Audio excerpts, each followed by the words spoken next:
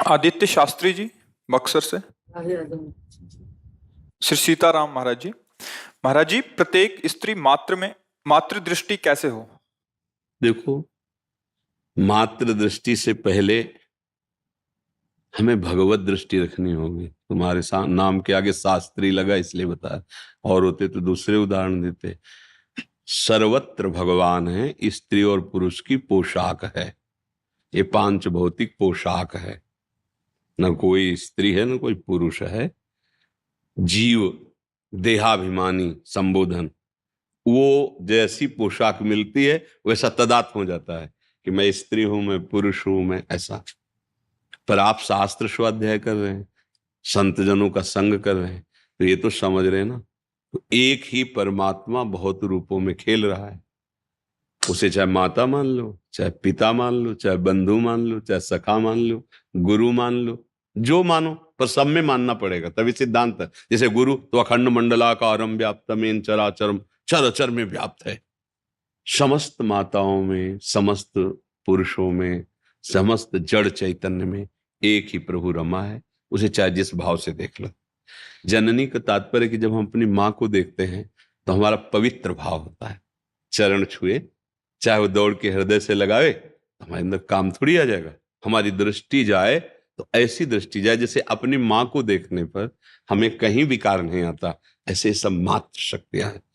जब भगवती अम्बा दुर्गा देवी को देखो तो यही रूप है ना, रूप तो यही है।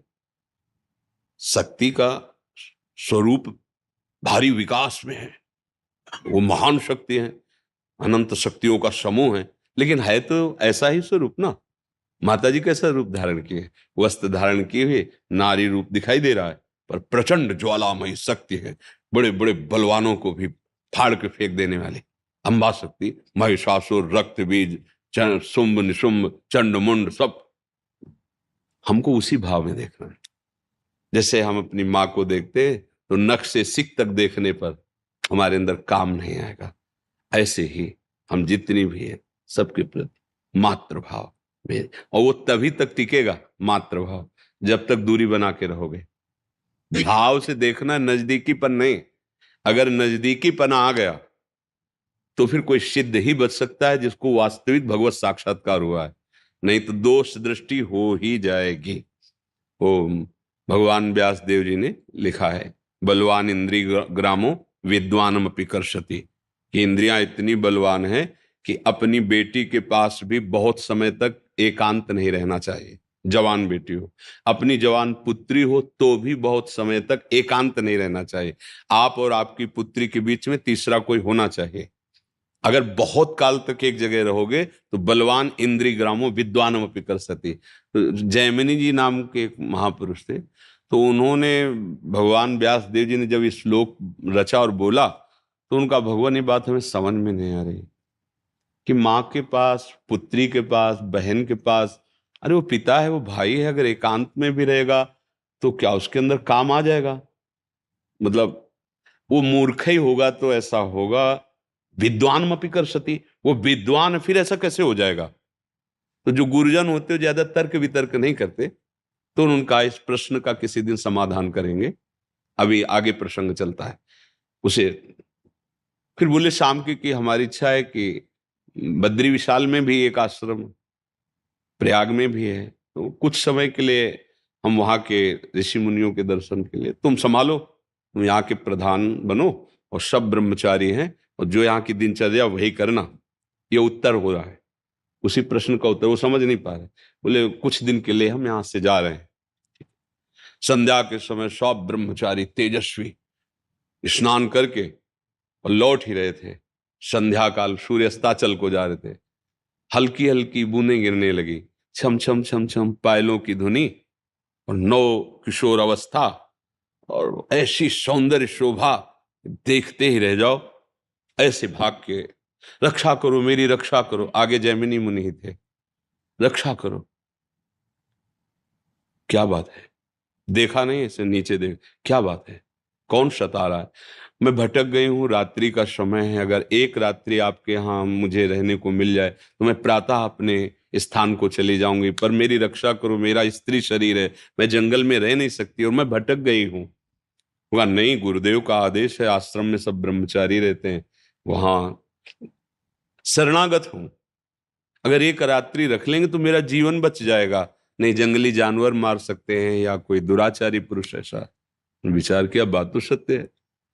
तो उस समय कुछ में झोपड़ियां और कुछ खपरेले जिनमें ब्रह्मचारी जन रहते थे, तो एक छोटा खपरेले का दरवाजा लकड़ी का, ऊपर से खपरेला, बोले आप अंदर हो जाइए, अंदर से बंद कर लीजिए, कोई भी आवाज दे बिना प्रातःकाल के खोलना नहीं, और प्रातःकाल होते ही आप गंतव्य स्थान को चली जाना जहां जाना है।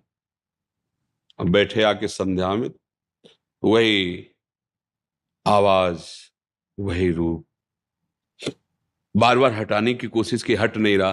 तो मन में आया कि मैंने पूछा नहीं कि तुम जंगल में कैसे फंस गई, तुम किसकी बेटी हो, तुम्हारा ब्याह हुआ है कि नहीं हुआ है, तुम्हारा नाम क्या है, ये तो पूछा ही नहीं। पूछते हैं चल के। उठे, गए, दरवाजा खोलो, उनका नहीं, जैमिनी जी का आदेश है प्रातः। बोले मैं जैमिनी हूं, बोले नहीं आदेश है, नहीं खुलेगा। तो ऊपर के खपरे हटा के, बांस की फंटियां होती उनको हटा के अंदर देखा, दिव्य रूप, निषेध है चरण को देखते हुए वार्ता करो, दृष्टि नहीं, जो चाहे आपन कल्याणा, सुजस सुमति शुभ गति शुभ नाना, सो परनार लीलार गोसाई, तजो चौथ के चंद की ना। जैसे चौथ का चंद्रमा नहीं दर्शन, ऐसे लिखा है, काम भाव से किसी भी माता बहन के मुख को देखना या उसके अंगों को देखना निषेध है। उन्होंने देखा, कहा हम एक बात पूछना चाहते थे, आपका ब्याह हुआ है कि नहीं। तो और मुस्कुराते हैं कहा, नहीं अभी कैसे हो सकता है, हमारी तो अभी नवकिशोर अवस्था है, हमारा भी ब्याह नहीं हुआ। बोले आप तो नैष्ठिक ब्रह्मचारी, आजीवन ब्रह्मचर्य का व्रत लिए। बोले यदि आप स्वीकृति दे तो ब्याह कर सकते हैं आपसे। तो कहा हमको तो बहुत सौभाग्य होगा कि आप जैसे ब्रह्मचारी, नैष्ठिक ब्रह्मचारी मुझे स्वीकार, पर मेरा एक व्रत था कि अगर मैं किसी को पति बनाऊंगी ना तो उसकी पीठ में बैठूंगी, मुंह काला करूंगी उसके, और उसकी पीठ में बैठकर वहां जो जहां तुम स्नान करने गए थे वहां देवी का मंदिर, वहां तक ले चलो, वहीं फिर हम ब्याह की बात करेंगे। तो सोचा रात्रि का समय, कौन क्या है पीठ में।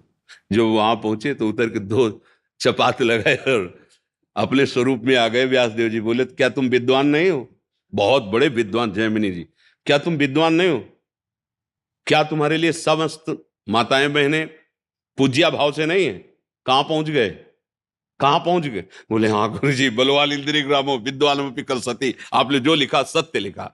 अगर हम सानिध्य अधिक मर्यादा के विपरीत तो हमारी इंद्रियां चंचल हो जाएंगी।